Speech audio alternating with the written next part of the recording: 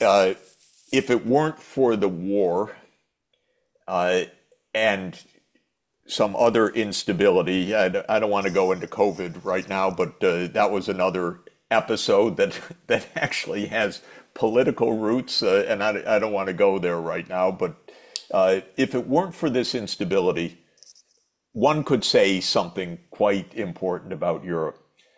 By every objective standard, Europe has the highest quality of life in the world. I measure such things for a living. I produce a World Happiness Report. I produce a Sustainable Development Report. All the countries at the top of both lists are European. You gotta love Europe. It's got phenomenal food, life expectancy, culture, history, beauty, cities that are 2,000 or 3,000 years old, which, you can't make up. You can only enjoy them and benefit from them. Europe has everything. But Europe's great strength is peace. Europe's strength is not war. So for Europe to go into the war business again would be the huge disaster. But the United States is telling Europe, you got to get back to the war business. You have to hate Russia. Every day you have to get up and you have to condemn Russia for being evil. You have to have the Baltic states say Russia must be destroyed. You have to have your new high representative for Europe say that Russia should be broken into little pieces. This is the high representative for Europe? Well, then Europe could lose everything. But if Europe said, hey, we like being at the top of the list for well-being, we like being at the top of the list for happiness, we like being at the top of the list for sustainable development, we like being at the top of the list for life expectancy. We actually liked what we learned after World War II, that peace was much better than war. We like being a union. We like having a European Green Deal because that inspires the whole rest of the world to get on with sustainability.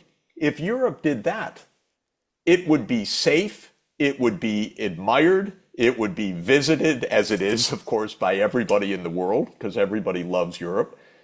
That's what Europe should be doing, not becoming an appendage of NATO, for God's sake. The U.S. is a little crazy.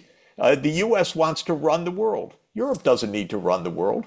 Europe needs to run Europe, be happy, and inspire other places to have peace and an internal union. And by the way, there was every prospect for good relations between Europe and Russia all along. I was Gorbachev's economic advisor, one of them. I was Yeltsin's economic advisor. I know they wanted peace, a common European home, trade. They wanted to catch up after decades of terrible system that they had. They didn't want renewed war, for God's sake. They didn't want to invade Europe. It's crazy. We should have disbanded NATO back in 1991 when the Warsaw Pact was disbanded. Everyone could live at peace. But no, the United States had to decide immediately, now we go on to dismantle Russia too. Because the U.S. wants domination. It didn't want peace. It wants dominance. Now, again, it's an old-fashioned, old, outmoded, anachronistic, and very dangerous idea. So we need a new foreign policy. But you asked me, could peace come? It could come instantaneously if the United States would adopt a more realistic view.